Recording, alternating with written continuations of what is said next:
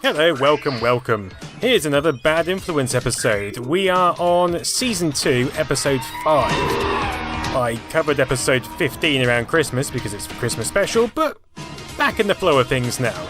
And this first aired on the 7th of October, 1993. Hiya, Bad Influence time again, and in a full programme this week, a new way to add video footage to games. It's Father Christmas. Hey. And our main review this week is the long-awaited Street Fighter 2 Turbo on the SNES. Nice.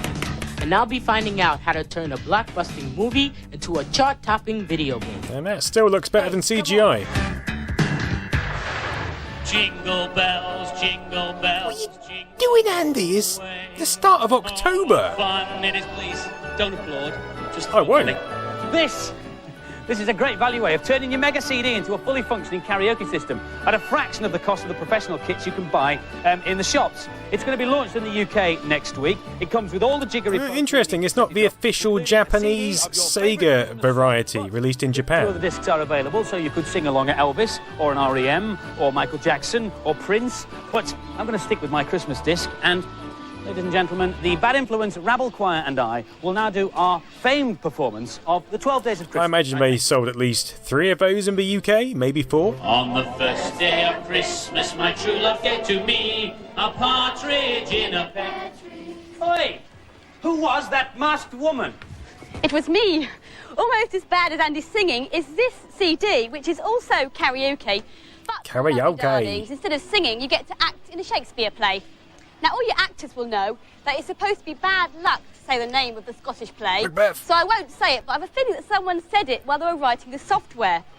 Basically, you get a little bit of background information on the play, but the main idea is to choose a character, and then when it's your character's turn to speak, the computer will cut off your character's sound, so you get a chance to perform it. A nice idea. I've chosen to be the second witch in the opening scene. When shall we three meet again? Oh my god, that's terrible. In thunder, lightning, or in rain?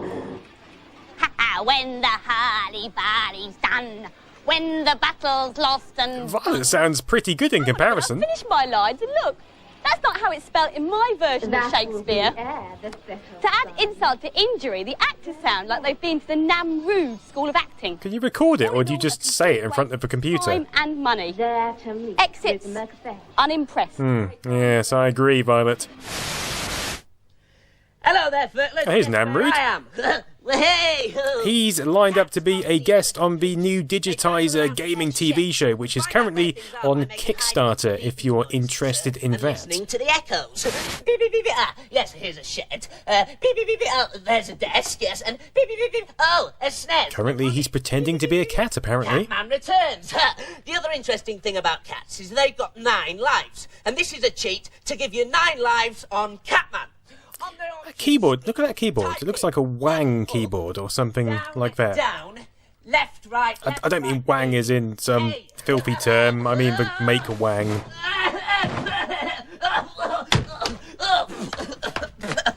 Don't worry, 8 lives left. Oh, well, now. 8 lives too many, if you ask me. Bit harsh. In 1986, a new arcade game took over the world. It was called Street Fighter, and it really was the granddaddy of all beat-em-ups. Then in 1991, we got Street Fighter 2, and that made I its wouldn't console say- debut on the SNES last year. Street Fighter took over the world, the first one. It was barely Like the noticed. Champion Edition arcade game, you control all 4 Compared to the bosses second. and can play the 12 World Warriors at turbo speed. Here's Alex. I've been looking forward to this one for quite a while, and I'm hoping it's been worth the wait. Oh, I do enjoy Alex's enthusiasm. Like Chun-Li, she's still got all her old moves. What I'm going to try and do is attempt a new fireball, which is quite tricky because you've got to do 180 degrees on the pad. Go on then. There, I've done it. Nice one, mate. Blast over Guile. This is me and Katie in the 2-player mode. We've both chosen to play bosses. That's a big difference from the original edition. Also, we didn't have to put in a cheat code to play the same character. Also, the major difference is that you can have 4 stars of turbo power, which means you can pull off your moves quicker. Whopping 4 full stars. Bison against Riot. In the first game, they were a lot stronger than all the other characters. So in this one, they haven't been given an extra special move, so it sort of evens out the gameplay. If this was the first Street Fighter game, then it would definitely be a 5. but unfortunately it's not much different from the original one, so I only gave it 4. I think I warmed to that version of Street Fighter. I made a video on a few months back. The Megadrive beta version. It's pretty good generally, but the special moves are baffling, and the voice could be better. And so the final scores for Street Fighter 2 Turbo. It just feels like the right version to me now. Probably because I played it so much to make that video. Here's a quick reminder of how our scoring system works here on Bad Influence. 5 stars means an absolutely perfect, faultless game. Nothing should spoil your enjoyment of it. In fact, Street Fighter 2 Turbo would have got 5 stars if it'd been a new game, but as it was just a rejigged version of an established one, it only got 4 stars. And 4 stars means an excellent, above-average game. Only Famine, War or Des O'Connor should spoil your enjoyment of that. Des O'Connor? 3 stars, an average game. Pretty good, but there are probably plenty others on the market. Does Des O'Connor age? He always seemed to look the same age. Dull. Do not play this game unless you are the kind of sad person who plays games that are dull. Yes, that's me. And 1 star, well, you could probably use the box to keep newts in, but I should think they'd escape. And remember, the people who review games on Bad Influence are people who buy games. Did he just have a dig at the box? So 1 star means it's got a crap box as well. This week's he's in California, heading north Good to know. San Francisco on the Golden Gate Bridge. The glory days of America, the 90s. The duo Lawnmower Man, The Little Mermaid, and Jurassic Park.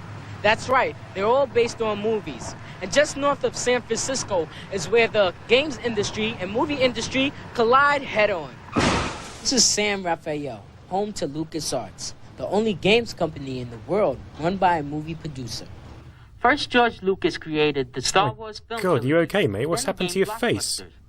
Super Star Wars was last year's big Super NES success. And then came X-Wing, the brilliant space battle simulation. And now the long-awaited Super Empire Strikes Back.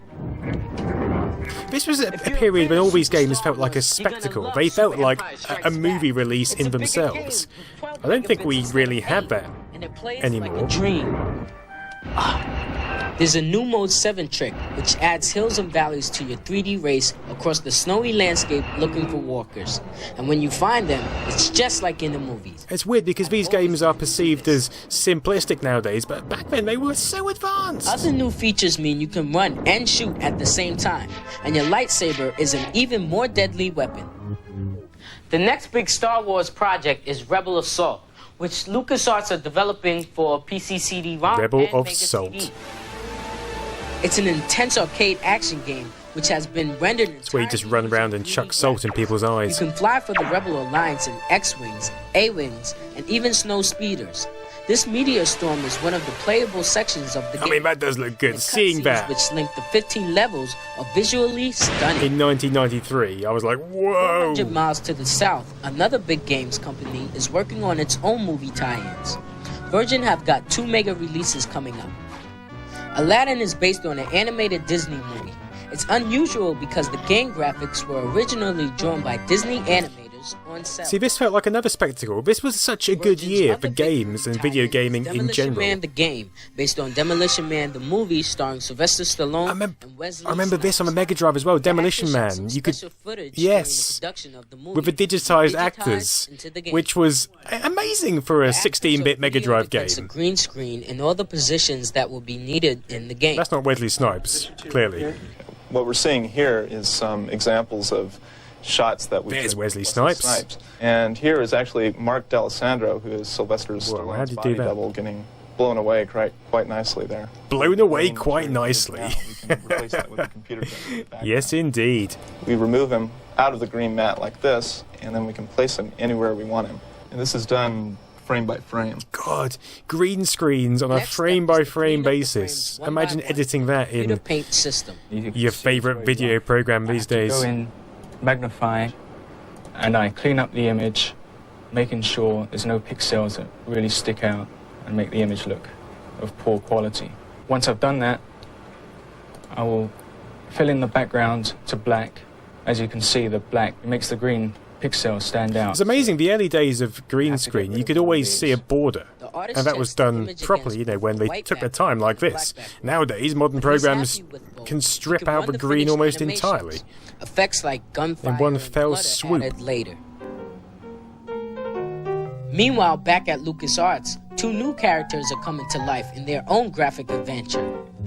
Sam and Max Hit the Road was inspired by a comic book, not a film. But programmers are using full-scale movie production values in the development of the bloke game. down the bottom left is like the bloke from the neighbour from Keeping Up Appearances. Artists produce color pictures which are scanned into the system and then animated. Even the extras have their part to play. For example, let's say I could come over here and pick up this guy's hand, bring it over here to the band, these Yetis playing the blues or something. And watch right here, his hand, he's playing the bass. Cool. See? Finally, here's a sneak preview of the Ultimate Movie tie-in. These are early development pictures of The Dig, a game based on an idea by movie director Steven Spielberg. It's an adventure set up in deep space. Is that the Scum Engine? It looks like a Scum Engine game. Pioneering new graphics techniques and an amazing array of colors. But obviously more advanced. Breath waiting for the release of The Dig on the big screen. It proved too expensive for a film budget, so Spielberg just ditched the movie and went right along with the game version of the film that never was. It's showing next year on a computer screen near you. Nice. Thank you, Zed. And now, by popular request, some more movie impressions. Waka waka waka waka. Got it yet, Furtless? It was The Fugitive. And now there's no need to see it because those were the best bits. This is a cheat called Shadow of the Beast. Can't really argue. On the Amiga. When you start the game, go right till you see the first pygmy and you'll start to lose your life. But if you type in 10 pints, TENPINTS, you'll be invincible, like me. Come out with your hands up. The shed is... Andy Weir's a good actor. He's in the was it the last episode of Mr. Biffo's Found Footage? I watched it the other day. He's pretty good. Even better than his Emmerdale days. I hope they catch him. Now for this week's news and previews. What have we got then in '93? Just arrived is Sim Farm, the latest Sim of the Farm. Sim family. You can now find out what life is like to be a farmer. You take control of milking the cows, driving in the tractor, and even cleaning out the pigs. The only thing is you have to get up at 4 o'clock in the morning to play it. And Sonic fanatics will be pleased to know that two That's new the sort of thing I probably would have done. Go up at 4. Hedgehog against the evil Dr. Robotnik. 2 more books. If those books have been republished with Dr. Eggman, SNES games for then I will go to the publisher's house and destroy their trying to souls. find his grandfather. It's not really like anything else. It's funny and amusing. It's a bit like Sonic, isn't it? And now for some more games reviews. Look at the Game Boy graphics! I love them! After a shipwreck, our hero Link is washed up on a mysterious island. A giant egg crowns its highest mountain and is said to contain the mythical windfish. Awaken it and all You can do so much with just a few shades of green. I love the SNES version of this, but I thought the NES version was a bit poor. So I was a bit worried how it'd turn out on Game Boy.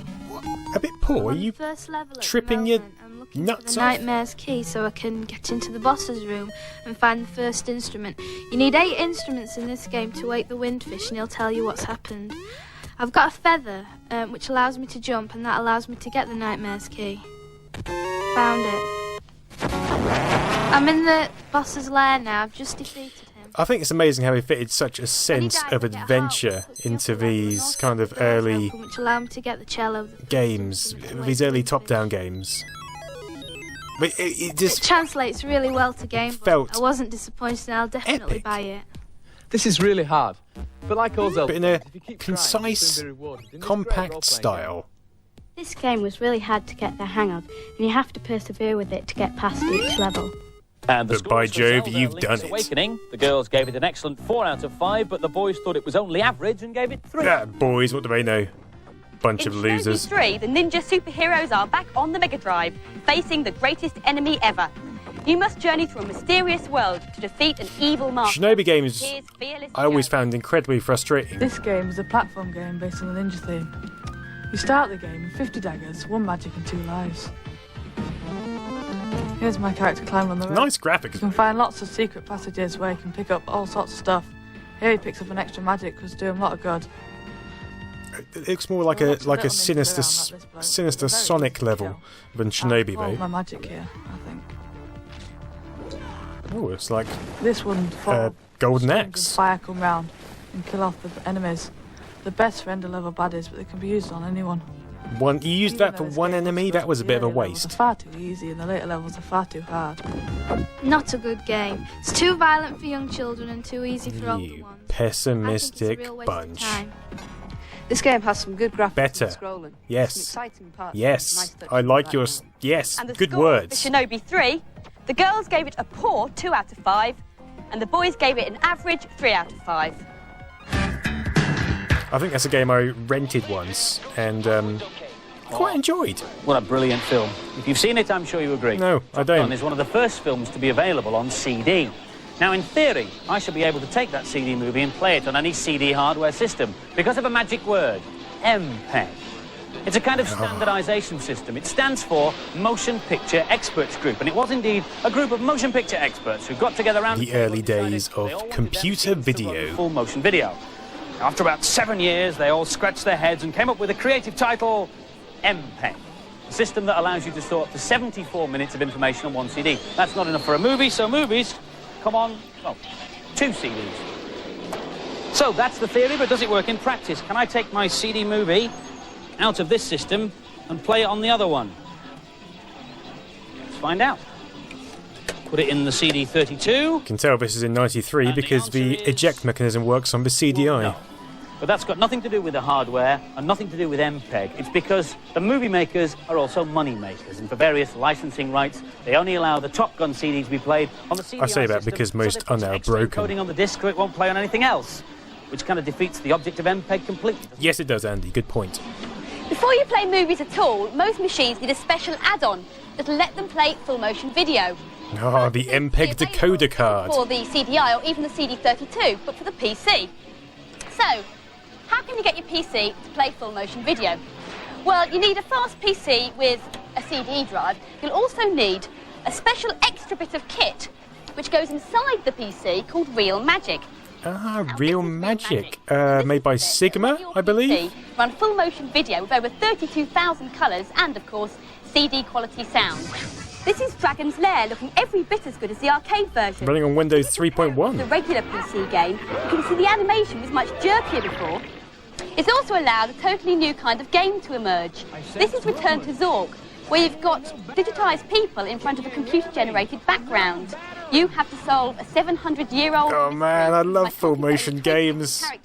The static backgrounds, the crap acting. ...of the month, with plenty more games promised before Christmas. Full motion video games, I should say. An experiment to do a cheat from inside a game. All I need is a game such as Steel Empire on the Megadrive and a video camera which I'll set up on the desk. Right. Hey, it works. And now for the cheat. On the sound test. This is pretty advanced for 93. Special effects. 9 and 2. And you'll be able to jump to any round that you want. There you go, round 6. Someone got a Christmas bonus. Right, now to get back to the world of reality. Help, I'm stuck. Andy, violent. Best place for him. If you want to record the Data Blast, set your recorders now. Last week's competition was to win a CD32. Oh, imagine winning that. Of course, the Bad Influence t-shirt. Oh, yes. The question was, what is the other Can't name be without one. piece known as a rook? A Bad Influence t-shirt. And the lucky That winner is. Joseph Butler from Bangor in County Down. Well done. This is a Super Famicom telly from Japan.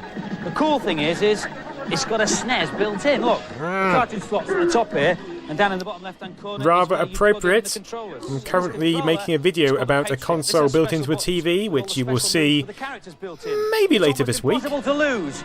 Unless you're Andy Crane, unfortunately. Now, sadly, we can't give you this telly as a competition prize, but we can give you... You stingy... We will put a SNES. Oh, okay. And the Patriot Yeah, okay, that's fair enough. the Turbo, Yeah, okay. and the Bad Influence t-shirt. Yeah, good prize. And you get this brilliant pair of boxing gloves as well. The question is... Go on, punch Andy in the face. Female fighter in Street Fighter 2. Phone in your answers on 0891 700 100. Calls will cost no more than 25p, but make sure you get permission from... I might phone that number right now and see what happens. Lines will close at midnight on Monday. Bye-bye. Oh, bye. Yes! Does that hurt? Nicely done, Violet. There we go. There is Bad Influence, episode 5. from Season 2. Here's the Data Blast. Oh, and the new Digitizer show is apparently going to have one of these because it's hit the target on its crowdfunding campaign. I'll put the link below if you're interested in checking that out, because I am apparently going to be a guest on it as well. All good. Anyway, thanks for watching. See you next time.